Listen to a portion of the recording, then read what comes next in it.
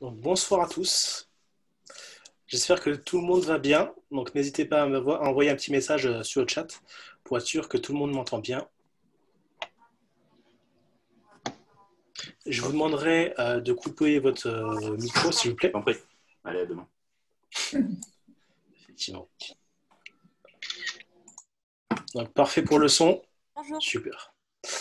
Donc, bonsoir à tous. Je suis Thibaut, donc fondateur du club Rentabilité.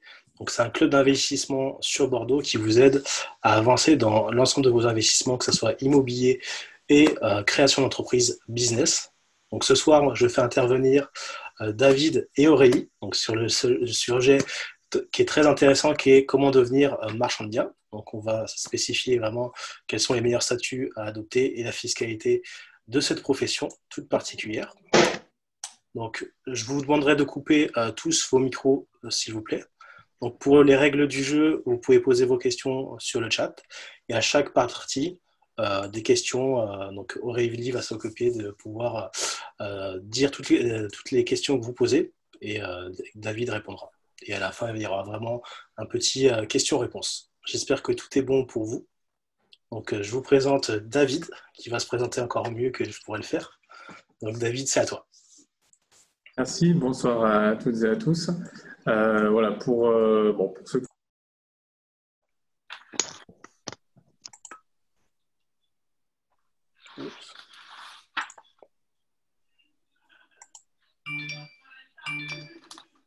On a traité aussi la fiscalité sur la holding et puis alors voilà, on va parler des marchands de biens ce soir. Donc je suis associé qui est basé sur Bordeaux, sur la Nouvelle-Aquitaine. Et donc avec une dominante immobilier pour ce qui me concerne, que ce soit sur du marchand de biens, sur de l'investissement en SCI, en loire en meublé, sur l'aspect des holdings. Donc c'est un domaine qui m'intéresse et du coup on a beaucoup de conseils à apporter à nos clients. Donc ce soir du coup j'ai Aurélie Saint-José qui m'accompagne, qui est notre responsable du service marketing, qui nous aide dans toute la préparation des événements, notamment ces webinaires, et puis sur toute la diffusion de l'information que vous pouvez trouver aussi sur notre site internet, que ce soit sur l'immobilier ou sur d'autres activités. Donc on va essayer de répondre à vos questions, d'être le plus synthétique et concis possible. Le but, c'est pas de faire forcément le tour très très détaillé du statut de marchand de biens, mais on va vous donner des pistes et des éléments sur des aspects fiscaux et juridiques pour ceux qui n'ont pas encore investi et qui souhaitent investir, du coup, avoir déjà quelques clés pour démarrer votre activité.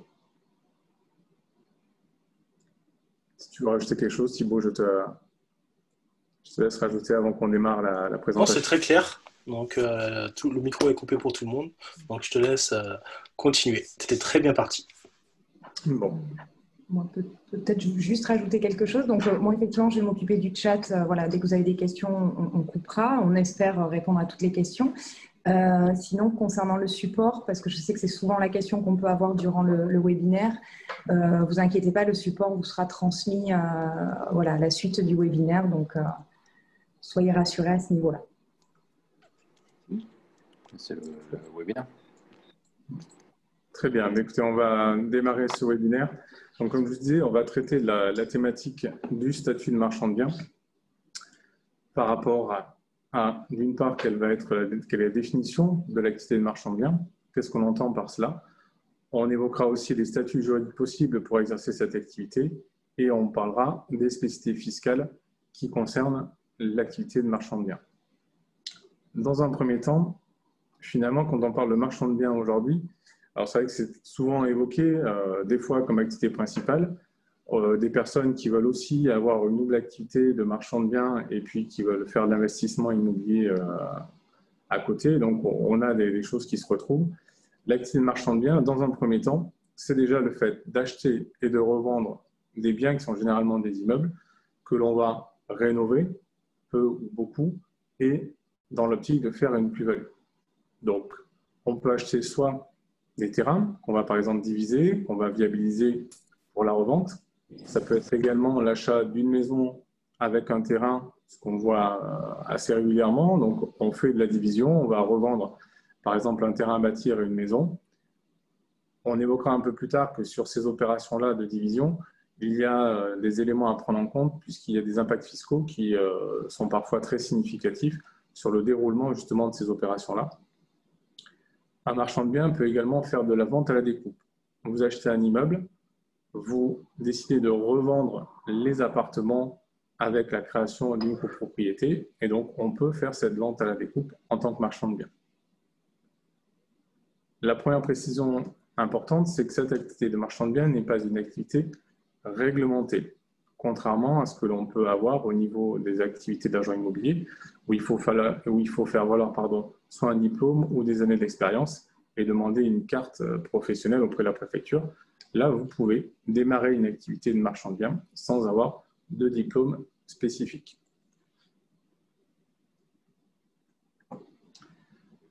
L'activité de marchand de biens, alors elle n'est pas à confondre avec une activité de promotion immobilière.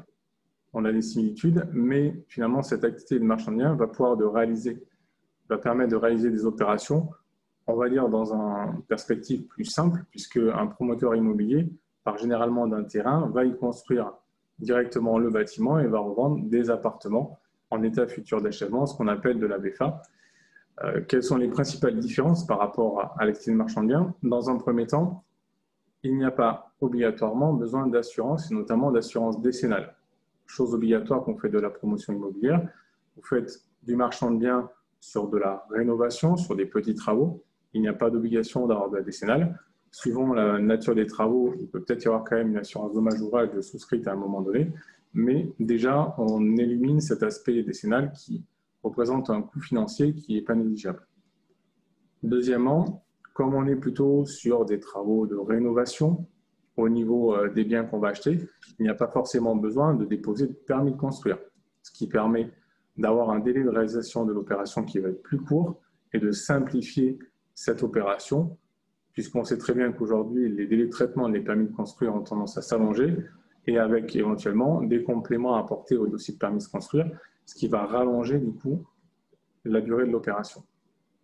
Autre élément, c'est qu'une opération de marchand de biens mobilise en principe moins de capitaux pour faire l'opération. Et ça, c'est quelque chose à prendre en compte quand on se lance. Ce qu'on voit peu sur l'activité de marchand de biens, mais qu'il faut savoir, c'est que, outre des immeubles, vous pouvez tout à fait, dans le cadre d'une activité de marchand de biens, acheter et revendre un fonds de commerce. Alors, c'est des pratiques qu'on a commencé à avoir assez récemment avec l'époque du Covid qu'on rencontre avec finalement des sociétés qui, à un moment donné, se mettent à acheter des fonds de commerce, notamment sur la restauration, pour les revendre. C'est peu répandu, mais ça existe. Et il peut y avoir aussi l'achat et la revente de parts de sociétés à prépondérance immobilière. C'est bien sûr pas les opérations qu'on voit le plus souvent, mais bon, à savoir que ça peut exister. Un point très important, même si il paraît tout à fait logique, mais malgré tout, je le rappelle, un marchand de biens ne peut vendre un bien que s'il en est propriétaire, à la différence d'un agent immobilier. Donc, vous ne pouvez pas, dans votre activité de marchand de biens, finalement percevoir une commission pour la vente d'une maison ou d'un bien dont vous n'êtes pas propriétaire. À savoir aussi, attention, il peut arriver des fois qu'on se dise, ben voilà, j'ai constitué une société, une SARL ou une SAS, n'importe. J'ai une carte d'agent immobilier, puis je vais faire agent immobilier et je vais faire des opérations de marchand de biens. Vous ne pouvez pas vous retrouver sur, entre guillemets, la même opération, être présent deux fois, à savoir que j'achète un bien, je fais des travaux, je veux le revendre, donc j'ai ma plus-value de marchand de biens, mais comme je suis agent immobilier, je veux aussi dans la même structure prendre une commission sur la revente. Ce n'est pas possible dans la même société. Si vous avez la volonté d'exercer ces deux activités, il faudra à ce moment-là avoir deux structures juridiques distinctes pour pouvoir faire l'opération.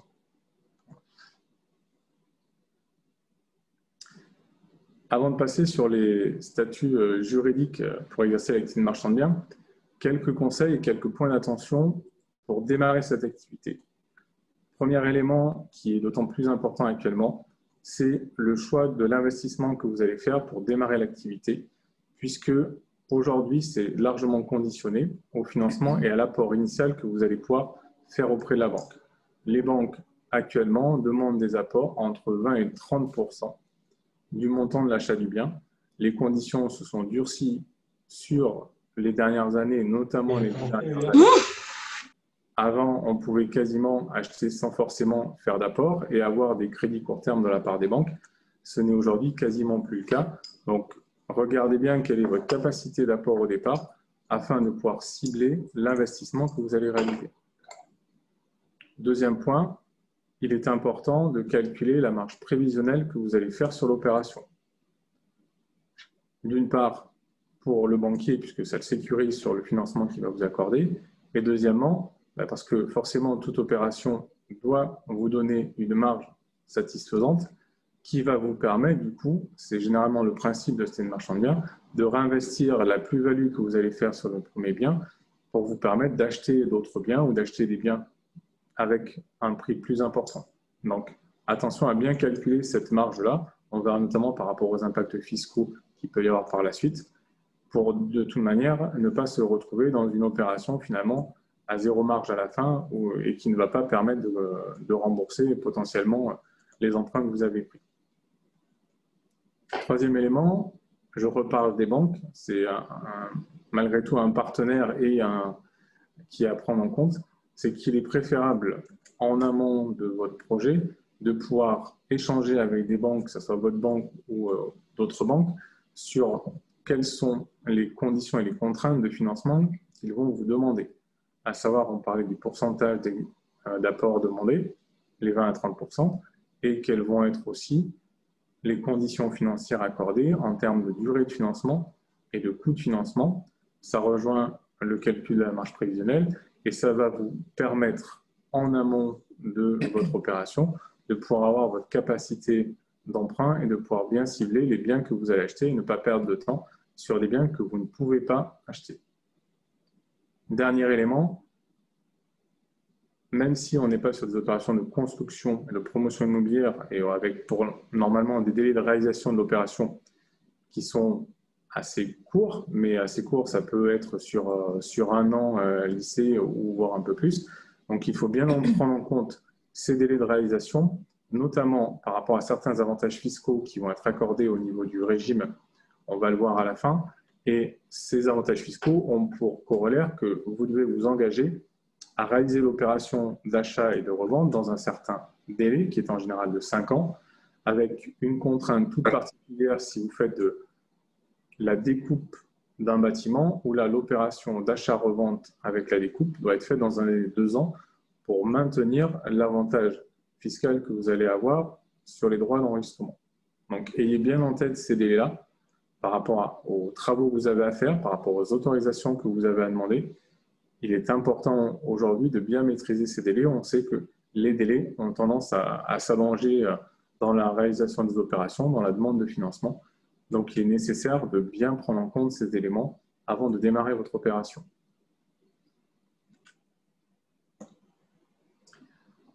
Peut-être un premier point avant de parler du statut juridique, du coup, si vous avez des questions justement sur l'activité marchande de biens. Oui. Alors, on a une question de Pierre. Peut-on simplement faire le portage du bien sans travaux? Alors, le portage du bien, oui, vous pouvez. Vous achetez un bien sur lequel potentiellement vous savez que vous faites déjà une bonne affaire et que vous pouvez revendre avec une plus-value sans faire aucun travaux, il n'y a pas de souci. Le statut de marchand de biens n'impose pas et n'oblige pas de faire des travaux. C'est j'achète un bien, je le revends. Après, si j'ai besoin de faire des travaux pour maximiser ma plus-value, je fais des travaux. Mais à la base, vous pouvez tout à fait acheter un bien et le revendre parce que vous avez une plus-value qui est intéressante. On parlait de la vente à la découpe, ça peut être tout à fait le cas. J'achète un immeuble, je le revends à la découpe sans forcément faire de travaux, avec la question quand même du règlement de copropriété. Mais voilà, je n'ai pas une obligation de faire des travaux sur mon activité marchande de biens. Ensuite, on a une question de Mathieu, donc en 2 parties, donc je vais faire mon maximum. En revenant sur le sujet des 2 entités à avoir en tant qu'agent immobilier marchand de biens, étant agent commercial indépendant, j'ai une micro-entreprise et je suis rattachée à une agence immobilière. Cela correspond-il donc aux 2 entités à avoir impérativement? Alors oui, vous êtes en micro-entreprise comme agent commercial, donc ça c'est l'activité d'agent immobilier, même si c'est en termes d'agent commercial. Et à côté, vous créez une société qui va faire les opérations de marchand de biens. Donc là, on n'a pas de souci. Ensuite, une autre question de Pierre. Certaines banques disent ne jamais financer les marchands de biens. Est-ce vrai? C'est malheureusement tout à fait possible. Vous avez certaines banques qui, à un moment donné, prennent des décisions de manière globale sur des secteurs d'activité sur lesquels elles ne souhaitent pas intervenir. Ça peut être le cas sur les marchands de biens.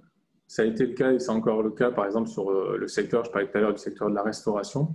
Aujourd'hui, vous avez des banques qui ne traiteront aucun dossier pour la reprise ou la création d'un restaurant, même si vous avez toutes les conditions d'apport ou d'expérience. Voilà. Vous avez des banques qui blacklistent certaines activités et donc là, ce n'est même pas la peine d'aller présenter le dossier. Alors, le bien acheté peut-il après travaux et avant vente être loué? Certains disent que cela n'est pas compatible avec le statut de marchand de biens, sauf si le bien a été loué lorsqu'il a été acheté. Alors, le fait de le louer, bon, si vous l'achetez, qu'il est loué et que vous le revendez, effectivement, là, c'est possible.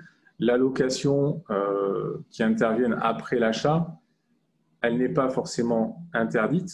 Par contre, c'est une location qui, normalement, est une location très courte durée pour permettre de trouver un acheteur après. Voilà. Mais un bien que vous achetez n'a pas vocation à rester après dans la société pour être loué sur du long terme. C'est une activité d'achat-revente, ce n'est pas une activité de location. Donc, si c'est pour le louer par la suite, il faudra le sortir de la structure, même si vous voulez le garder pour vous, et le faire racheter par une SCI ou le racheter à titre personnel pour le mettre en location. Mais ça ne peut pas être du long terme. Ça ne peut être vraiment que du court terme parce qu'éventuellement, vous avez un acheteur qui va acheter peut-être que dans 1 an ou dans 2 ans, et à ce moment-là, vous le mettez en location histoire d'avoir un loyer. Mais c'est vraiment du court terme, ça ne peut pas être une activité pérenne dans la société. Une question de Jérôme. Quel est l'apport minimum demandé par une banque pour une opération de marchand de biens? Alors, je vais vous faire une fausse réponse. Je parlais tout à l'heure de 20 à 30%. Aujourd'hui, c'est des estimations par rapport au retour qu'on a. Maintenant, il n'y a aucun apport minimum décrit et chaque banque va avoir finalement ses propres exigences. Elles peuvent peut-être demander moins d'apport, mais parce que vous avez à côté un patrimoine sur lequel vont prendre des garanties. Aujourd'hui, tout dépend de votre dossier, que ce soit par rapport à votre apport personnel ou éventuellement le patrimoine que vous avez déjà à côté qui peut servir de garantie. Nous, ce qu'on observe, c'est qu'on est entre 20 et 30% de demande d'apport. On va dire qu'à minima aujourd'hui, il est très compliqué, mais ça dans le domaine immobilier classique, que ce soit sur du marchand de biens ou de l'investissement, d'acheter un bien sans financer à minima les frais d'acquisition. Mais après, c'est chaque banque qui va vous donner précisément quelles sont ses conditions financières. Une dernière question de François. La rénovation d'une grange en plusieurs logements peut-elle entrer dans l'activité de marchand de biens? Oui, tout à fait. Vous pouvez effectivement acheter une grange, vous créez des lots, vous divisez entre guillemets à l'intérieur. Alors, il faut faire un changement d'affectation, puisque du coup, on a une affectation pour un bien d'habitation avec plusieurs lots. Mais ça peut tout à fait être fait. Il faut faire les démarches nécessaires et vous revendez après chaque lot indépendant. C'est tout à fait possible.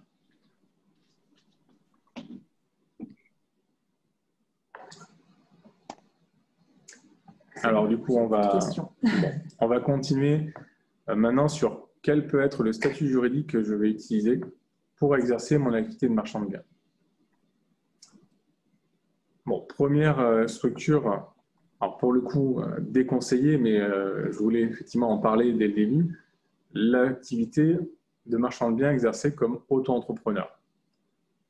Ça a une simplicité forcément de création et de gestion, ça c'est indéniable. Cependant, il y a 2 écueils qui sont majeurs par rapport à ce statut-là. D'une part, c'est que votre patrimoine personnel n'est pas protégé, puisque un statut auto-entrepreneur est un statut individuel. Donc, votre patrimoine personnel peut servir de garantie si l'opération ne va pas au bout et que vous n'arrivez pas à rembourser la vente. Et enfin, deuxième écueil sur ce statut auto-entrepreneur, vous avez une limite au niveau du chiffre d'affaires que vous pouvez réaliser par l'intermédiaire de ce statut. Donc, ce plafond de chiffre d'affaires est aujourd'hui de 176 200 €. Et on sait très bien que sur une opération d'achat-revente d'un bien, ne serait-ce qu'aujourd'hui, même d'un studio, vous allez rapidement arriver avec 2 opérations sur des studios à dépasser ce chiffre d'affaires-là. Donc, le statut d'auto-entrepreneur, pour moi, n'est pas compatible avec l'activité de marchand de biens. Autre possibilité, autre question qui se pose, c'est est-ce que je peux finalement faire une activité de marchand de biens par l'intermédiaire d'une SCI? Alors, une SCI, à la base, est une société qui a vocation à avoir une activité civile. On sait qu'elle peut avoir une activité commerciale, notamment quand elle fait de la location meublée. Et vous avez une SCI qui peut se retrouver à l'impôt sur les sociétés avec une activité commerciale de location meublée. Cependant, ça rejoint la question qui a été posée tout à l'heure. Quand on parle d'acheter pour louer, j'ai une SCI. La SCI n'a pas vocation en soi à faire de l'achat-revente. De manière très exceptionnelle, pourquoi pas? Parce que vous aurez une fiscalité qui sera à l'impôt sur les sociétés, donc la même fiscalité que les autres sociétés qu'on va avoir par la suite, mais ça ne peut être vraiment que parce qu'il y a une question très spécifique qui se pose et que vous n'avez pas pu faire autrement en achetant le bien. Mais la SCI n'a pas vocation à accueillir une activité de marchand de biens. Quand on parle, là je fais un focus sur la Société civile de construction-vente, qui est la SCCV. On parlait d'opérations effectivement immobilières, de promotion immobilière tout à l'heure. C'est cette société civile qui est utilisée quand on fait une opération de promotion immobilière, mais c'est une structure spécifique au travers des sociétés civiles, et ce n'est pas la SCI classique telle qu'on connaît, mais c'est vraiment une société civile qui a déjà cette activité commerciale et qui fait l'opération de promotion immobilière, avec généralement, pour les questions de rentabilité et de financement, une société qui est créée par opération. Mais voilà. Donc, la SCI, pour moi, reste une société qui a vocation à acheter pour faire de la location et pas de la revente. Du coup, qu'est-ce qu'il nous reste? Vous allez me demander, on va retrouver les sociétés commerciales qu'on retrouve pour d'autres activités qui vont avoir pour principal avantage déjà de protéger le patrimoine personnel du ou des dirigeants. Donc, vous allez avoir soit la société à responsabilité limitée SARL ou la SAS, société à action simplifiée. Le choix de ces sociétés va notamment dépendre du régime social que vous désirez avoir en tant que dirigeant de société. Sans rentrer forcément trop dans les détails, mais il faut savoir que dans une SARL, le gérant de la société, le gérant majoritaire de la société, ou les co-gérants, vont être dépendants du régime social des travailleurs non salariés, ex-RSI qui maintenant est géré par les URSSAF, pour lequel on a quand même un niveau de protection au niveau des arrêts maladie maintenant qui est calqué sur le régime des salariés, avec pour l'instant une différence au niveau de la retraite, mais qui peut être complétée par des régimes, ce qu'on appelle des régimes Omanlin. Autre spécificité sur cette société-là, une société SARL qui verse des dividendes à ses associés, les dividendes vont être soumis aux charges sociales au même titre que la rémunération, avec après l'impôt sur les revenus. Par contre, on a une fiscalité impôt sur les sociétés. La différence avec la SAS, Société par action simplifiée, c'est qu'en tant que dirigeant de la SAS, vous allez être assimilé salarié. Donc, en termes de formalisme, vous avez un bulletin de salaire qui vous est fait tous les mois avec votre rémunération. Vous êtes au régime d'assurance maladie et au régime retraite des salariés. Cela ne permet pas, malgré tout, de bénéficier de l'assurance chômage puisque vous êtes dirigeant de la société. Donc, ce n'est pas parce qu'on est en SAS qu'on va avoir une couverture chômage. La différence par rapport à la SARL, elle se fait sur les dividendes, puisque une SAS qui verse des dividendes à ses associés, les associés ne vont pas payer de charges sociales sur ces dividendes, ils ne vont payer que l'impôt sur les revenus. Donc après, c'est des choix à faire en fonction des perspectives que vous avez d'activité. Généralement, quand on démarre une activité de marchand de biens, certes, on veut avoir du revenu, mais on veut aussi utiliser les plus-values qui sont réalisées sur les ventes des biens pour pouvoir se constituer une trésorerie suffisante pour pouvoir réinvestir et éventuellement acheter plusieurs biens à la place ou acheter des biens plus importants, mais pas forcément tout de suite sur un aspect dividende. Donc, c'est vraiment une étude à faire avec votre conseil en amont de la constitution de la société par rapport aux apports que vous avez, par rapport à ce que vous voulez faire à moyen et court terme de la société en termes de politique de rémunération pour vous. Mais aujourd'hui, ce sont les deux sociétés qui sont les plus à même d'exercer l'activité de marchand de biens.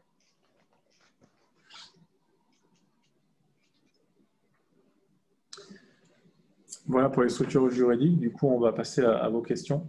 Je pense que tu as été très clair, parce qu'il n'y a pas de questions. Alors, soit j'étais très clair, ou soit pas clair du tout, et du coup, vous n'avez pas de questions parce que vous êtes dans le brouillard, donc il y a les deux. Mais bon, de toute manière, on va continuer sur la partie fiscale. N'hésitez pas, si vous avez des questions qui vous viennent par la suite, à revenir vers moi, il n'y a aucun souci là-dessus.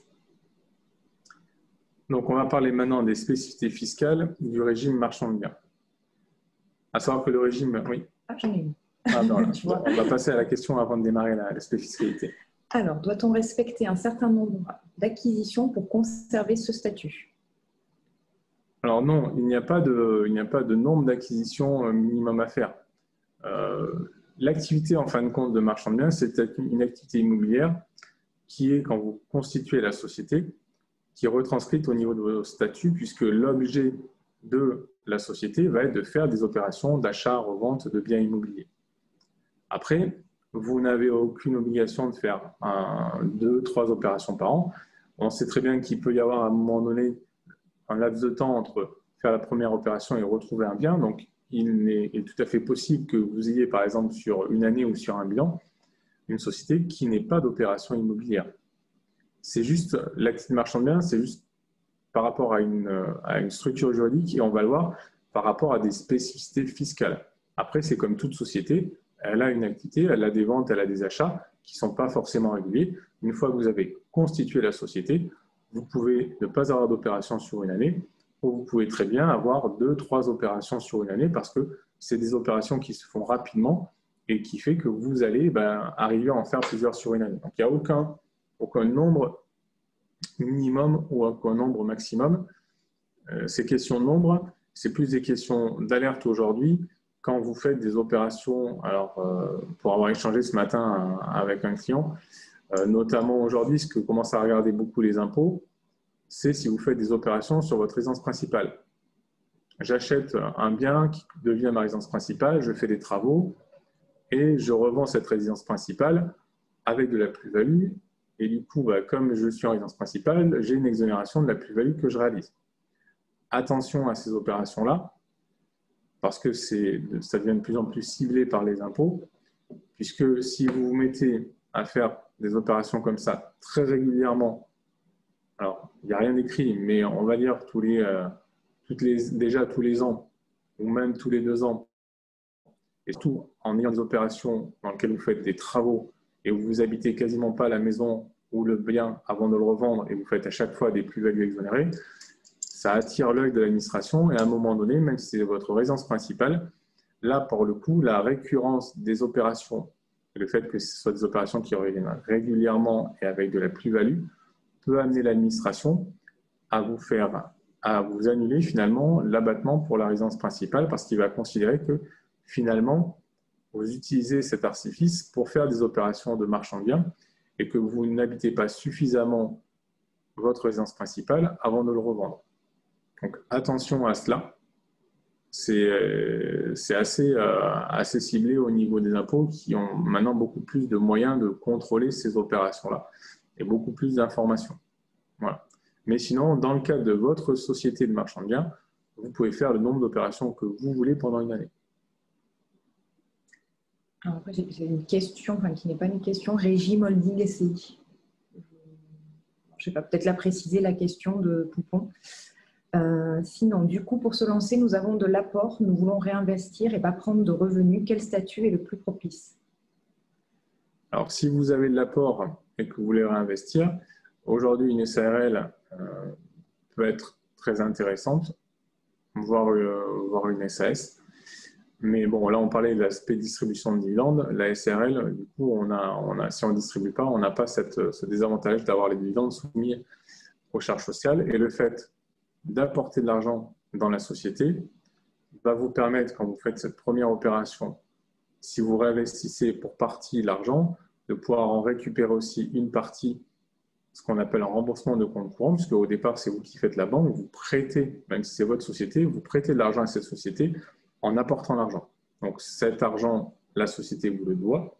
Et donc si à un moment donné, vous récupérez pour partie l'argent que vous avez investi à la base, vous n'avez pas de fiscalité, vous n'avez pas de charge sociale, c'est une récupération de trésorerie. Donc là, aujourd'hui, partir sur une SARL peut être tout à fait indiqué pour démarrer votre activité. Alors, peut-on relier via une holding des SCI et des SAS? Oui, tout à fait. Alors ça, effectivement, on pourra, si vous êtes intéressé, vous faire passer le webinaire précédent qu'on avait fait, justement sur l'activité holding et la société en elle-même, holding par rapport à ses intérêts pour gérer un patrimoine et à un moment donné, utiliser les excédents de trésorerie que vous avez dans une société. Par exemple, schématiquement, j'ai une société de marchand de biens qui fait des excédents parce qu'elle a fait des plus-values, mais je souhaite faire de l'investissement à titre personnel. Cette société de marchand de biens va être détenue par ce qu'on appelle une société holding, c'est-à-dire une société au-dessus qui est 100% propriétaire de ma société de marchand de biens. Donc, je peux remonter mon excédent de trésorerie de ma société de marchand de biens sur ma société holding avec une fiscalité très avantageuse et très réduite et pas de fiscalité personnelle, et que ma société holding, du coup, se serve de cette trésorerie pour faire un apport dans une nouvelle société qui va investir, par exemple par le biais d'une SCI, qui va acheter des biens immobiliers pour faire la location. C'est des montages qui sont tout à fait possibles et justement, quand on veut réinvestir, qui sont tout à fait conseillés pour éviter d'avoir une fiscalité personnelle sur l'argent qu'on va sortir, sachant que l'argent n'est pas destiné à être utilisé pour ses besoins personnels, il est destiné à être réinvesti. Donc, on maximise leur investissement en passant par le holding. Les parkings sont-ils éligibles? Un parking est un immeuble. Donc, vous pouvez acheter un parking et le revendre. C'est pour ça que la définition d'immeuble est une définition juridique au sens large. C'est autant un terrain, on l'a vu, c'est un terrain avec une maison qu'on va démolir, qu'on va revendre en terrain à bâtir. C'est un parking, un garage qu'on achète et qu'on revend. C'est une maison, c'est un immeuble. On parlait tout à l'heure d'un entrepôt qu'on achète et qu'on revend parce qu'il va être après aménagé en habitation. C'est la définition d'un immeuble au sens juridique. Mais du coup, à l'intérieur, vous avez forcément plusieurs biens potentiels. Si l'on est plusieurs indépendants et que l'activité marchand de biens est secondaire, quel est le meilleur statut juridique? La SAS me paraît pas adaptée de ce fait. Alors, si on est plusieurs indépendants... Que l'activité marchand de biens est secondaire.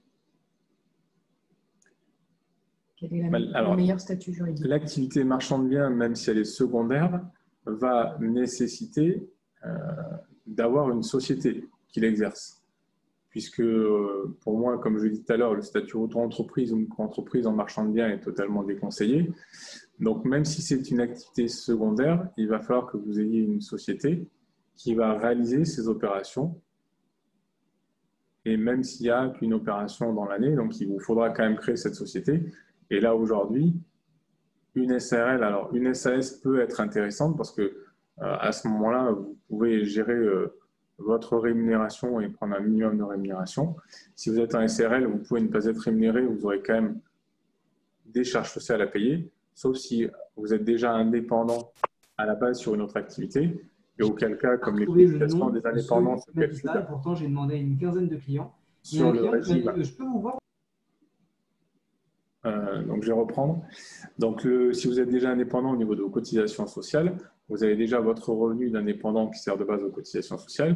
Donc, si vous avez une SARL marchand de biens, cette SARL, on sait que même s'il n'y a pas de rémunération, le gérant normalement paye des charges sociales, mais il n'y aura pas d'impact financier puisque vous avez déjà des charges sociales payées sur votre activité indépendante. Donc là, on peut avoir une SARL qui va avoir des frais de fonctionnement qui vont être réduits, pas d'impact sur vos cotisations personnelles, mais il faudra quand même la créer. Alors, les frais de notaire sont réduits en marchand de biens. Oui, tout à fait. Alors, du coup, ça répond à ce que je vais présenter par la suite. Alors, justement, on va voir que l'une des spécificités fiscales et l'un des avantages fiscaux du régime marchand de biens, c'est de permettre d'avoir des droits réduits sur l'achat du bien. Alors, pourquoi ne pas faire directement une SAS, même s'il n'y a pas de dividende par la suite? On n'a pas besoin de changer de société. Alors, en fin de compte, pourquoi ne pas faire une SAS de suite? Il y a un élément au niveau de la SAS qui est défavorable par rapport à la SRL, c'est justement les charges sociales du dirigeant. À salaire net équivalent, vous aurez environ 20% de charges sociales en plus à payer dans une SAS par rapport à une SARL. Entre le régime donc assimilé salarié de la SAS et le régime travailleur non salarié de la SARL, les taux de cotisation sociale ne sont pas identiques et sont défavorables au niveau de la SAS. C'est pour ça que si on n'a pas forcément une politique de distribution de dividendes qui, eux, ne sont pas soumis à charge sociale, l'intérêt économique, il ira plus vers la SRL qui permettra du coup, sur la rémunération qu'on prendra, même si elle est minimale, d'avoir des charges sociales moins importantes qu'en SAS. Le marchand de biens peut-il acheter un bien dans la communauté européenne avec le même statut, par exemple l'Italie ou Portugal? Ben écoutez, c'est la colle du soir. Je ne connais pas du coup ce régime-là sur des achats immobiliers dans des pays étrangers avec une revente. Là, très honnêtement, c'est une question qui mérite d'être creusée parce que je ne connais pas ce régime-là et je ne sais pas aujourd'hui si une société de marchand de biens française peut acheter un bien à l'étranger et le revendre. Donc, ça fait partie des questions qui seront à creuser par la suite, mais je ne peux pas vous apporter la réponse ce soir. Alors, pourquoi acheter en SCI et pas en SAS ou SARL? Alors, je disais tout à l'heure que l'achat en SCI, pour moi, un achat en SCI indique que derrière, on va garder le bien pour le louer. La SCI n'est pas une société commerciale par nature, elle n'a pas vocation à faire régulièrement des opérations de marchand de biens. Notamment, par exemple, parce qu'une SCI n'a pas de cotisation foncière sur les entreprises à payer, sauf si c'est de l'activité meublée, alors qu'une activité de marchand de biens va avoir une cotisation foncière sur les entreprises à payer tous les ans. Donc voilà, la SCI, je le répète, est une structure qui a vocation à faire du patrimoine, et donc j'achète un bien pour le mettre en location, mais pas pour revendre le bien. Alors ensuite, les biens vendus moins de 15 000 €, par exemple parking, sont-ils exonérés de plus-value dans le cadre de l'activité de marchand de biens? Non. L'activité de marchand de biens, vous êtes sur une fiscalité impôt sur les sociétés, et cette fiscalité impôt sur les sociétés ne prévoit pas de cas d'exonération en fonction de la valeur du bien que vous allez acheter. Tout bien que vous achetez, même si un bien, alors, en exagérant vraiment, mais vaut 1 000 € et que vous le revendez 1 200 €, vous aurez sur les 200 € de plus-value de la fiscalité à payer. Cette fiscalité, quand on est sur le régime impôt sur les sociétés, pour les 38 000 premiers euros de bénéfices que va réaliser la société, vous allez payer. La société va payer 15% d'impôt. Et au-delà de 38 000 € de bénéfices, donc pour la partie du bénéfice qui dépassera 38 000 €, vous avez une fiscalité à 28%, ce qu'on appelle le taux normal de l'impôt, alors qui va baisser pour 2021 à 26,5%. On va arriver à 25% en 2022-2023, sous réserve des prochaines élections présidentielles et qu'il n'y ait pas de modification par rapport à ces taux-là. Ensuite, acheter un terrain et construire une maison neuve pour la revendre, ça peut rentrer dans le cadre de l'activité de marchand de biens ou ça risque d'être qualifié par le fisc et les assurances comme une activité de promoteur? Alors, j'achète un terrain et je construis une maison neuve dessus. On est plutôt sur la promotion immobilière. Donc, après, c'est l'adéquation, et notamment, je parlais des assurances tout à l'heure, avec les assurances prises au niveau de la société. Si vous avez une activité de marchand de biens, il faut vraiment que vous puissiez avoir une assurance décennale.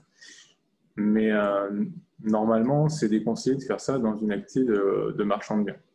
Qui plus est, comme il y a une assurance décennale, si jamais il y avait un souci par la suite, vous risquez mettre entre guillemets un peu en danger la société de marchand de biens s'il arrive quoi que ce soit par la suite. Question. Bon. Alors du coup, on va parler des points fiscaux et puis voilà, on regardera les questions que vous avez à ce niveau-là par la suite. Alors, les spécificités fiscales qui vont toucher essentiellement la question de la TVA et les frais notaires liés à l'achat qu'on a déjà du coup évoqués. Donc, concernant le régime de TVA, alors, le but, ce n'est pas que vous appreniez par cœur les slides qui vont suivre, parce qu'après, c'est l'argumentation fiscale et je pense que vous auriez sans doute mal à la tête d'ici ce soir, mais d'avoir des points de repère, puisqu'en fonction de l'opération que vous allez faire, donc en fonction du bien que vous achetez, que vous revendez, l'opération peut être soumise à la TVA.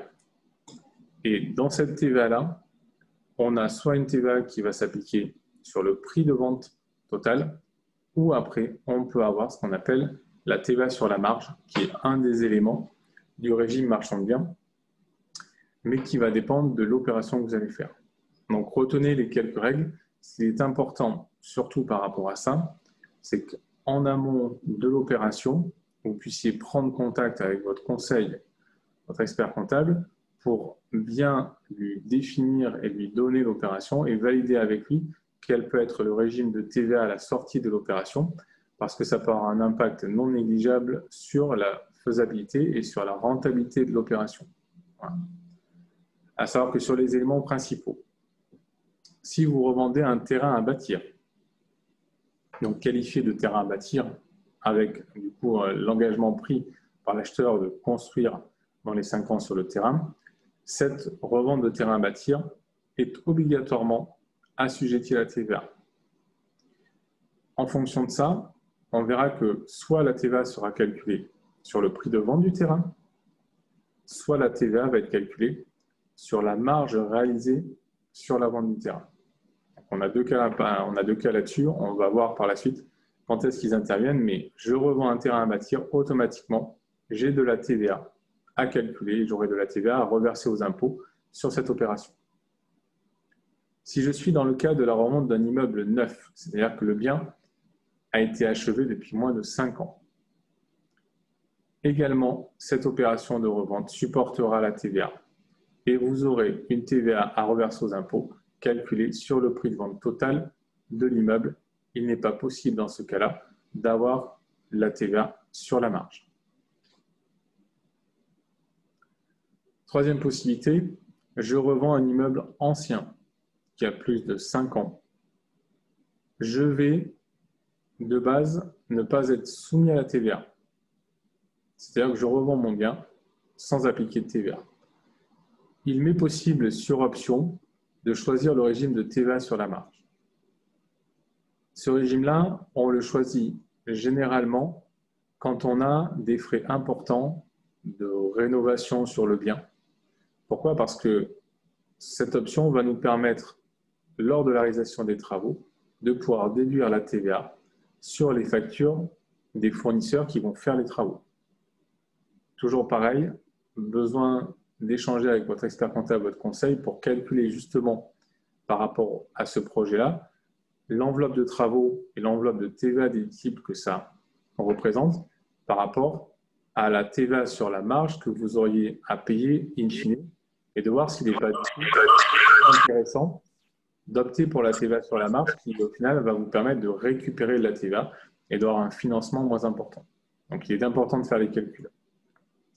La TVA sur la marge, justement, comment elle s'établit, quel va être le calcul qu'on va mener? On va partir du prix de vente du bien. On va y retrancher le prix d'achat avec les frais de notaire. Je ne parle pas des travaux, puisque si je suis en TVA sur la marge, comme j'ai indiqué tout à l'heure, je déduis la TVA sur mes travaux. Donc ça, cette partie travaux, on ne traite pas de la TVA là-dessus. On va uniquement faire prix de vente moins mon prix d'achat avec les frais de notaire. J'arrive à un montant que je vais diviser par un coefficient de 1,20 et remultiplier par 20% pour avoir ma TVA, puisque finalement, j'arrive à une marge qu'on appelle TTC et je vais, à l'intérieur de cette marge, retrancher le montant de la TVA. Dans l'exemple que vous avez en suivant, je vends mon bien pour 350 000 €. Ce bien, je l'ai acheté, frais de notaire inclus, 300 000 €. Ma marge TTC est de 50 000 €, ce qui fait que des 50 000 € de marge TTC, je calcule ma TVA qui est à 8 333 €, et donc j'aurai une marge hors taxe qui va se situer aux environs des 41 600 €. Et c'est ces 8 300 € que vous devrez reverser aux impôts. Et ça veut dire que vous, votre marge réelle économique sur l'opération, elle est de 41 200 €. Donc, c'est pour ça que c'est important, quand on fait et quand on lance l'opération, de faire ces calculs au préalable et bien définir le régime que vous souhaitez prendre sur la TVA.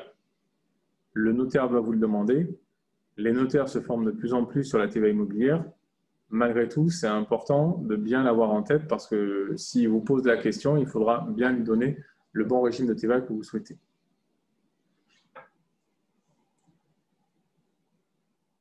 Alors, point très important qui concerne les terrains à bâtir. C'est une position qu'avait l'administration et position qui a été confirmée récemment suite à des contentieux devant les tribunaux. On a connu des opérations et on en connaît encore. J'achète une maison qui est sur une parcelle de 1000 m² et puis finalement, je dis c'est très bien. Je vais revendre la maison d'un côté et je vais revendre également un terrain à bâtir de 500 m² en divisant le tout. Opération très intéressante qui peut être très intéressante économiquement et financièrement. Difficultés et risques par rapport à la TVA. Aujourd'hui, si le terrain à bâtir que vous voulez revendre, si vous voulez que ce terrain soit en TVA sur marge, il va être obligatoire pour qu'au moment de l'achat, le terrain soit déjà divisé. C'est-à-dire que vous ayez pu voir avec le vendeur pour, avant de signer, faire une division de la parcelle pour que sur votre acte d'achat, vous ayez bien d'identifier un terrain et une maison avec des lots différents. Si cette formalité est réalisée, quand vous revendrez le terrain sous forme de terrain à bâtir, vous pourrez avoir la TVA sur la marge. Si l'opération n'est pas réalisée, j'achète le bien et une fois que j'ai acheté, je fais ma division et je revends mon terrain, la revente du terrain sera avec une TVA sur le prix total. Ce qui veut dire que forcément, le particulier ne va pas absorber cette TVA-là parce que ça va vous faire un prix qui risque d'être en dehors du marché. Et donc, pour vous, c'est une mauvaise opération financière. Donc voilà, c'est une position qui a été validée par les tribunaux. Et aujourd'hui, il faut être très attentif. Si vous achetez comme ça un bien avec une grande parcelle en disant « je vais récupérer une partie du terrain que je vais revendre en terrain à bâtir », il est très important, avant la signature, de pouvoir faire la division des lots. Sinon, vous allez être pénalisé sur le régime de TVA à la sortie sur le terrain à bâtir. La maison, elle, c'est une maison ancienne. Vous la revendez, elle est hors TVA ou vous la mettez en TVA sur marge si vous estimez que vous avez des travaux qui sont assez importants et qui vont vous permettre de déduire de la TVA. Mais c'est vraiment la problématique aujourd'hui sur la revente du terrain à bâtir qui a été faite avec une division après l'achat. Voilà. Donc ça, c'est le point de vigilance sur l'aspect TVA. Les deux slides qui suivent reprennent ce que je viens de dire en reprécisant les différents aspects. Je vous parlais de l'achat d'un terrain à bâtir qui était déjà qualifié de terrain à bâtir à la base et que je revends comme terrain à bâtir. Même si là, pour le coup, je l'ai divisé, je suis en TVA sur marge parce qu'il était déjà qualifié de terrain à bâtir. Là, on a vu, j'achète un terrain à la vente d'un immeuble neuf, le cas qui a été évoqué tout à l'heure, j'ai une TVA sur le prix total. J'achète un immeuble ancien que je revends.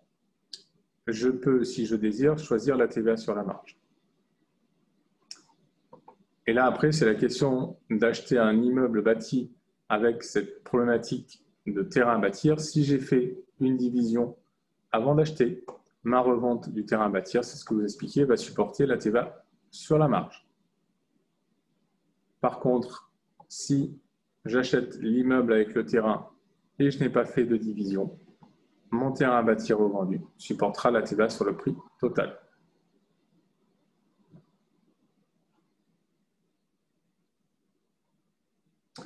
Donc ça, c'était pour la partie TVA. Sur la partie frais de notaire liés à l'acquisition du bien, on en a parlé tout à l'heure. C'est un des avantages du régime marchand de biens. J'ai des droits réduits quand j'achète mon bien entre 2 et 4% sur le prix d'achat, alors qu'on est au minimum entre 7 et 8% sur un achat normal.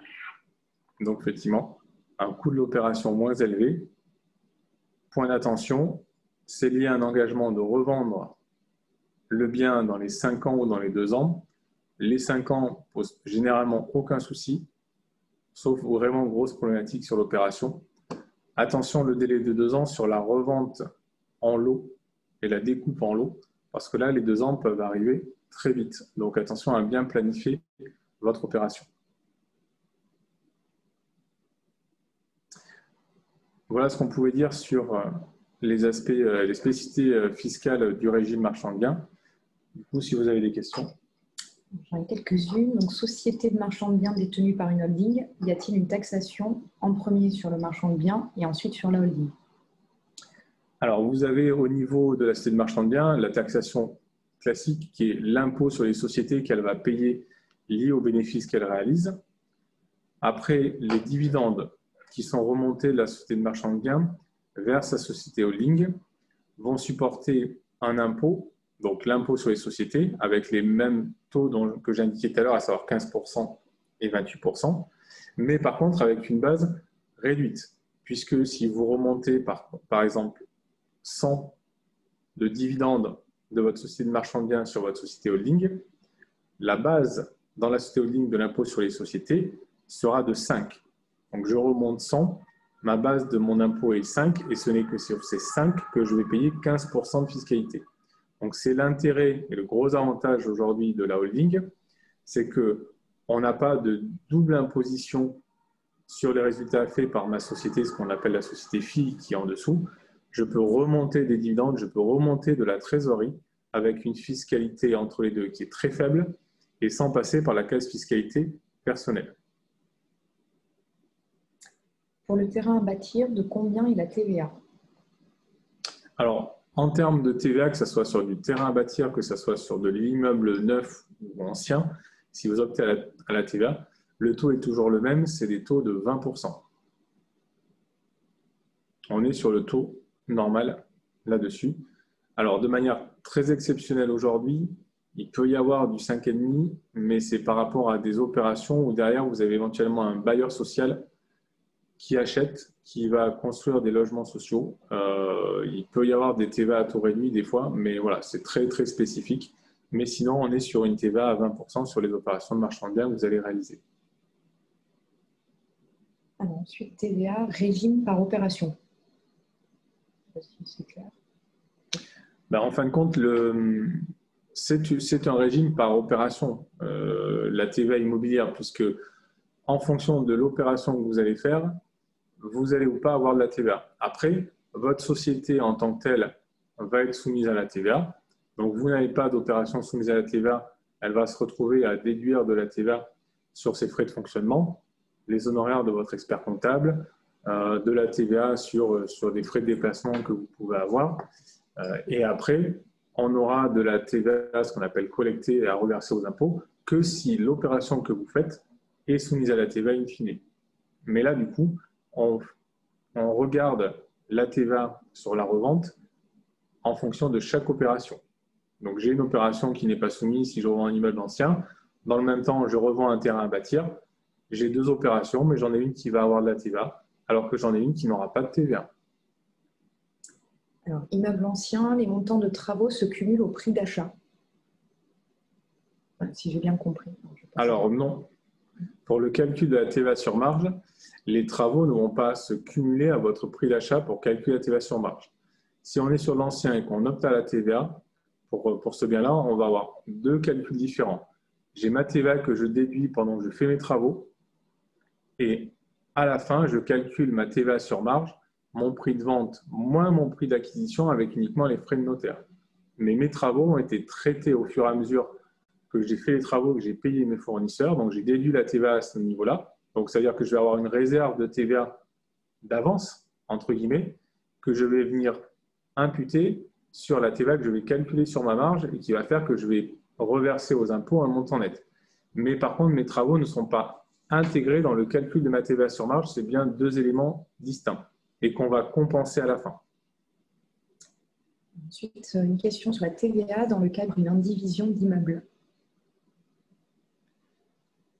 Alors, dans le cas d'une indivision d'immeuble… alors, s'il était possible de, oui, peut-être préciser la question. de préciser du coup Oui, dans quel cadre. Voilà, donc en attendant, y a-t-il un niveau de montant de travaux indicatif en pourcentage pour être en TVA sur marge pour la revente d'un ancien immeuble, d'ancien? Alors, une question de pourcentage de travaux, très honnêtement, non. Ça va vraiment dépendre de la nature des travaux par rapport. Là, pour le coup, et puis ça va dépendre des prestataires que vous prenez, parce que si jamais vous faites travailler des prestataires qui sont auto-entrepreneurs et pour lesquels qui ne sont pas, eux, assujettis à la TVA, ça veut dire que vous n'aurez pas de TVA déductible sur ces prestations-là. Donc, du coup, il n'y a pas forcément de pourcentage des travaux par rapport aux biens. Ça va dépendre des travaux que vous faites et puis ça va dépendre des intervenants. Si aujourd'hui, vous avez des travaux, mais qu'en grande majorité, c'est des auto-entrepreneurs qui vous font les travaux, ça veut dire que vous n'avez pas de TVA déductible sur ces travaux, donc potentiellement, vous n'avez aucun intérêt à opter pour une TVA sur la marge. Alors, une question de François. J'achète une maison d'habitation, je la découpe en 2 lots. Les ventes sont-elles soumises à TVA? J'achète une maison d'habitation que je découpe. Si c'est une maison, un bien qui est ancien par nature, je vais revendre des biens qui sont des immeubles anciens. Donc, je n'ai pas forcément de TVA. Alors, pour récapituler, quelles sont les opérations qui ne sont pas soumises à la TVA? Alors, de manière obligatoire, la revente d'un immeuble ancien de plus de 5 ans n'est pas soumise à la TVA. Vous pouvez opter pour la TVA, mais à la base, la revente d'un immeuble ancien n'est pas soumise à la TVA. C'est la seule opération où vous n'aurez jamais de TVA. Je revends un terrain à bâtir, vous avez obligatoirement de la TVA. Je revends un immeuble neuf, vous avez obligatoirement de la TVA. Après, c'est la notion de TVA sur le prix de vente ou la notion de TVA sur la marge. Alors, dans le cas de division d'immeubles, selon le lot vendu, peut-on choisir tel ou tel régime de TVA? Non, parce que si vous divisez, que vous revendez un immeuble, l'immeuble il était ancien avant. Si vous revendez, les lots sont aussi des immeubles anciens. Il n'y a pas de, là, on peut pas choisir individuellement par lot revendu. Alors, quand on achète un vieil immeuble et qu'on veut rénover, quel est le pourcentage de la vieille bâtisse qu'il faut conserver pour ne pas avoir à payer de TVA? Alors, j'achète une bâtisse. Alors, j'achète un vieil immeuble. On rénove. Oui. Quel est le pourcentage de la vieille bâtisse qu'il faut conserver pour ne pas justement avoir payé de TVA? Est-ce qu'il faut conserver, je pense, du vieux? Là, entre guillemets, ah oui, alors, je pense que ça rejoint la question qui a été posée précédemment sur le pourcentage des travaux à réaliser pour que la notion de TVA sur marge et de TVA déductible soit intéressante. Donc, du coup, je vous fais la même réponse que j'ai fait précédemment. Ça va dépendre des travaux que vous faites, ça va dépendre des intervenants que vous avez. Il n'y a pas de pourcentage précis là-dessus pour dire, voilà, tel bien, c'est obligatoirement 50% de travaux ou 30%. Non, il faut regarder les travaux et les intervenants que vous allez avoir. Pour le terrain à bâtir, de combien il a TVA? 20%. J'ai pas de questions supplémentaires. Je ne sais pas s'il y en a d'autres. Très bien. Pour l'instant. Ah, si. Concernant une extension. Alors, concernant une extension qu'un ancien. Alors là, je pense qu'il va falloir préciser.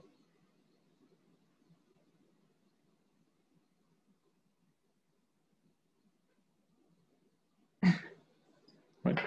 Voilà, c'est en train d'être précisé. Ça va, on a le temps. Parce que là, c'est dur. Entre toutes les questions, je fais au mieux. Ah. C'est en train d'écrire.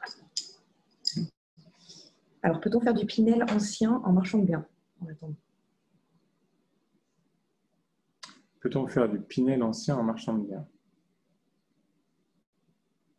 Alors, pour moi, les deux sont deux régimes opposés. Le Pinel ancien, Là, le Pinel, c'est celui qui achète qui éventuellement bénéficie d'une défiscalisation parce qu'il va faire des travaux. Mais ça, c'est quand on achète à titre personnel et qu'on va aller chercher une défiscalisation sur un bien qu'on détient à titre personnel pour le mettre en location. On n'est pas dans le cadre du marchand de biens qui va acheter et revendre le bien et qui fait lui-même ses travaux. Ce sont des fiscalités totalement différentes. Le Pinel reste une fiscalité personnelle à la différence de l'opération de marchand de biens et d'une fiscalité professionnelle. Donc, enfin, pour moi, les deux ne vont pas ensemble. Alors, y a-t-il une indication de délai pour revendre sa résidence principale et ne pas avoir de plus-value 2 ans, de 2 ans? Alors, ça serait très bien si les impôts avaient écrit une règle, hein, mais vous vous doutez bien que forcément, il n'y a rien écrit. Donc, non, je vous parlais de 2 ans, 3 ans. C'est un peu des délais d'usage, entre guillemets, qu'on peut avoir. Après, au-delà du délai de 2 ans, 3 ans, ça va être la récurrence des opérations. C'est-à-dire que même si, à mon sens, même si vous attendez 2 ans avant de revendre, mais que vous faites ça tous les 2 ans sur une période de 10 ans, il y a peut-être quand même des chances que les impôts commencent à vous poser des questions et à y chercher quelque chose. Donc après, soit c'est que vous revendez parce que vous achetez plus grand et qu'il y a une opportunité. Je dirais qu'il y a, malheureusement, il n'y a pas de règle écrite précise à ce sujet-là. Les impôts vont regarder le nombre d'opérations, vont regarder ce que vous faites. Si c'est vraiment j'achète et je refais tout et je revends avec une grosse plus-value et je fais ça à chaque fois et le temps de faire les travaux, j'ai réellement habité à peine 6 mois dans ma résidence principale parce que j'ai mis 1 an de travaux et j'ai habité 6 mois et je revends au bout d'1 an et demi, 2 ans. Bon, il peut avoir tendance à tordre un peu le nez. Mais aujourd'hui, il n'y a rien d'écrit, c'est toujours une question de type d'opération. Alors, on achète un immeuble ancien, 60 mètres carrés environ, et on fait une extension de 40 mètres carrés. Reste-t-on sans TVA ou passe-t-on sur une TVA à 20%? Alors, vous achetez et vous faites une extension. Alors là, pour moi, on resterait sur l'immeuble ancien. À confirmer un peu par rapport à la notion d'extension et de superficie que vous êtes en train de créer. Mais à la base, c'est un immeuble ancien que vous avez acheté et vous revendez un immeuble ancien qui a fait certes l'objet d'une extension, mais la date d'achat initiale et le bien initialement est un bien depuis plus de 5 ans. Alors, la rénovation à neuf d'un immeuble ancien entraîne-t-elle la classification en immeuble neuf? N'y a-t-il pas une limite à la rénovation pour l'exonération de TVA? Alors, si vous refaites de fond en comble l'immeuble et que vous dépensez autant dans la rénovation que dans le prix d'achat, voire même plus, ça peut être assimilé à une reconstruction. Et là, on va parler plutôt d'immeuble neuf que d'immeuble ancien. Effectivement, le volume des travaux, à un moment donné, peut avoir un impact, puisque, pour revenir un peu à ce que je disais au départ, on est sur des opérations d'achat-revente, on n'est pas sur la promotion immobilière. Et si j'achète un immeuble et que je casse tout et que je refais tout, là, on est quand même plutôt limite sur la promotion immobilière. Et promotion immobilière, vous avez une TVA sur le prix de vente total. Donc, voilà, c'est ces notions-là, un peu, si on va avoir des notions de référence, entre je fais vraiment du marchand de biens, j'achète pour rénover. Dans l'aspect rénovation, il y a le fait que ce soit des travaux rapides qui ne touchent pas la superficie et qui ne sont pas non plus des travaux très coûteux à comparer à une activité de promotion immobilière où là, finalement, je vais mettre autant, voire même plus de travaux que ce que j'ai de prix d'achat et où forcément là, le bien, vous le revendez, c'est plus un bien ancien, quoi. Alors, si les travaux sont très importants sur un immeuble ancien, mais je crois qu'on a déjà répondu, n'y a-t-il pas un risque d'être qualifié comme du neuf lors de la vente? C'est ça, ça rejoint ce qu'on vient de dire. Et effectivement, le volume des travaux que vous serez amené à faire peut avoir une incidence sur la qualification du bien à sa revente.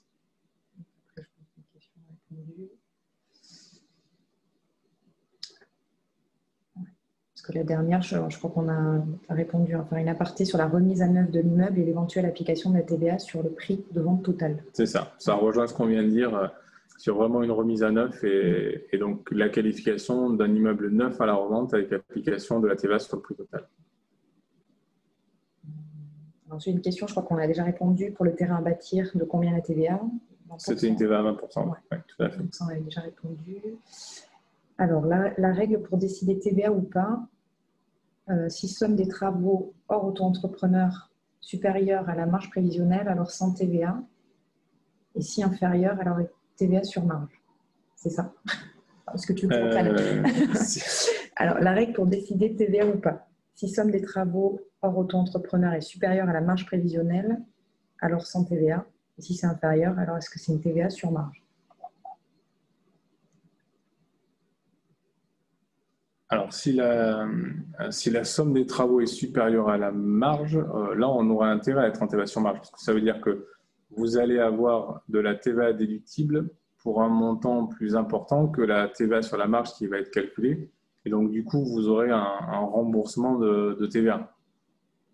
Donc, c'est plutôt dans ce sens-là. On ne partira pas sur la TVA si finalement la TVA que j'ai à récupérer sur mes travaux est inférieure à la TVA sur marge que vous allez réaliser. Parce que ça veut dire que dans ce cas-là, vous allez être obligé de reverser de la TVA in fine. Donc, il n'y a pas d'intérêt.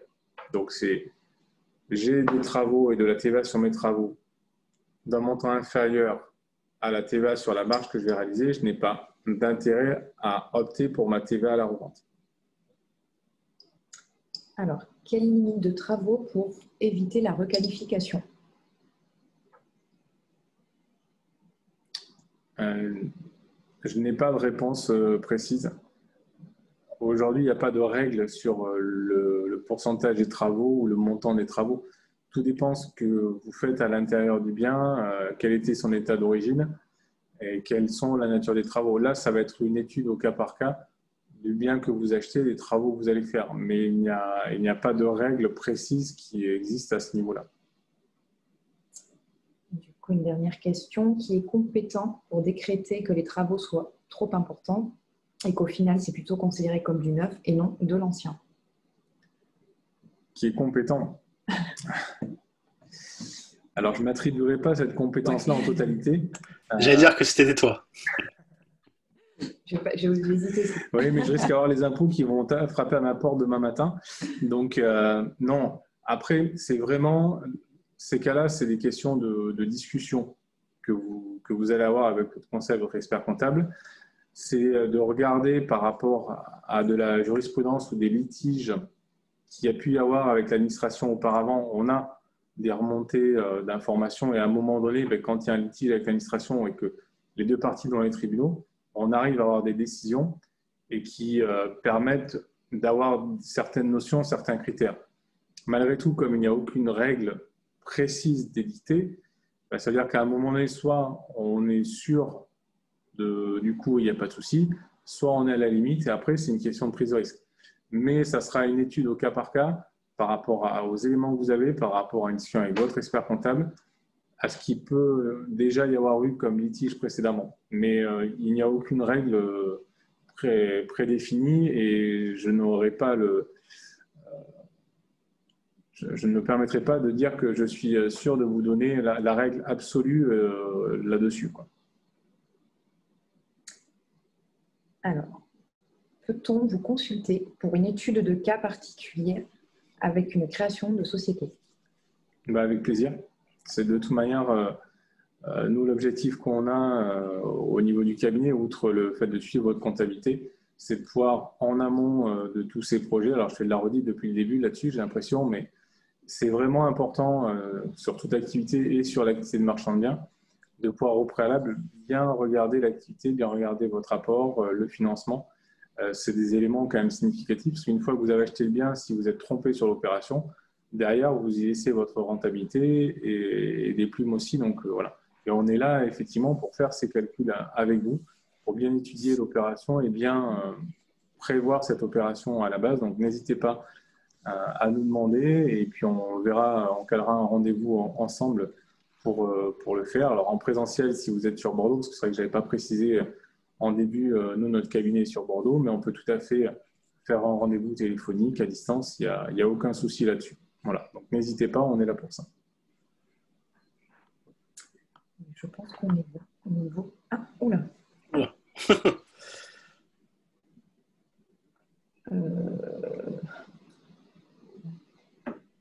Alors, je vais te laisser lire également. Oui, mais je t'en prie. Il n'y a pas une règle qui dit plus 50% des fondations, plus 50% solidité ou structure.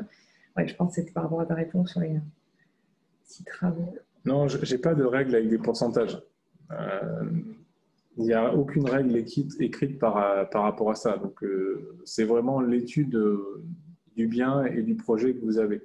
Mais voilà, aujourd'hui, vous prenez les textes, l'administration n'a absolument pas précisé de critères qui assimilent à une reconstruction ou pas.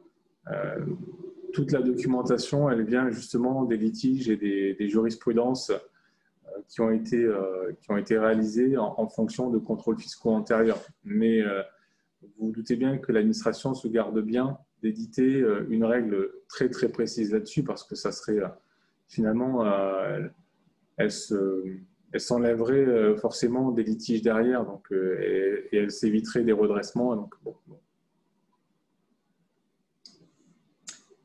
C'est la règle pour la différence entre TVA à 10 et 20, je crois. Quel budget faut-il prévoir pour la comptabilité? Ça dépend. Le mieux, c'est de nous consulter et qu'on se rende compte en fonction de votre projet. Il faut savoir qu'en termes de comptabilité, on a des horaires qui vont varier par rapport aux opérations que vous faites. Il est évident que si sur une année, vous n'avez qu'une seule opération, qui est j'achète et je revends une maison, je ne fais quasiment pas de travaux, alors que si sur une autre année, vous achetez 2 biens avec beaucoup plus de travaux ou même 3 biens, les opérations vont être différentes et donc on aura des honoraires qui vont être plus élevés du coup en fonction du nombre d'opérations. Donc vous donnez un tarif comme ça, il n'y a pas de notion de forfait obligatoire puisque ça va varier suivant l'activité que vous allez avoir au niveau des biens que vous achetez et que vous revendez. Je crois que c'était la dernière question. Bon. Voilà. David, je te remercie pour ton intervention. Donc, vous l'aurez bien compris, si vous voulez devenir marchand de biens, donc la première personne à consulter, c'est bien sûr David, qui pourra vous conseiller, donc soit en physique, soit en Zoom ou en rendez-vous téléphonique. Donc, n'hésitez pas, de très bons conseils. Et si vous voulez faire de l'investissement locatif, on organisera aussi d'autres événements de ce type. Donc, pourquoi pas refaire un webinaire très prochainement avec David sur un autre sujet. En tout cas, vous allez recevoir le replay et la présentation.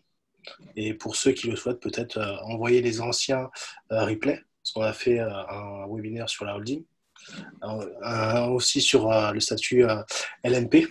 Après, vu que les règles ont changé, à voir si on vous l'enverra. Mais en tout cas, on vous remercie pour votre présence et on vous dit à très bientôt.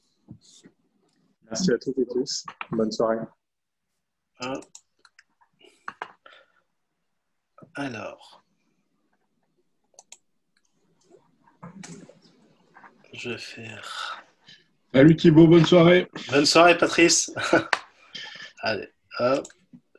Alors, je suis désolé pour ceux que je supprime, parce qu'on va faire un petit débrief avec l'équipe derrière.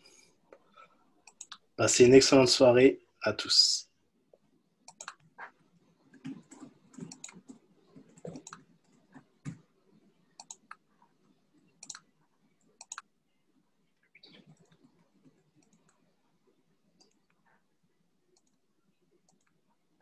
Je vais tomber.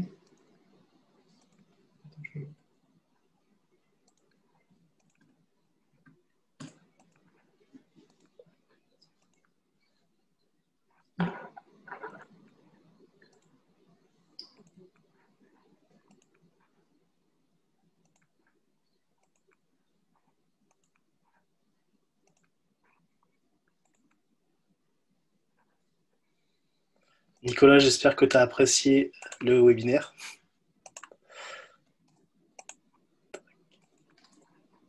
Voilà.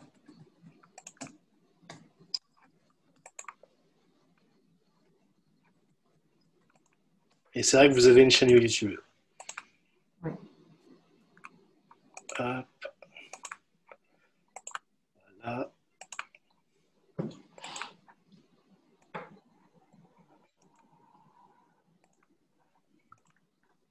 On y arrive bientôt. Allez, passe une bonne soirée, Nicolas. Bon, Yes. je vais arrêter l'enregistrement.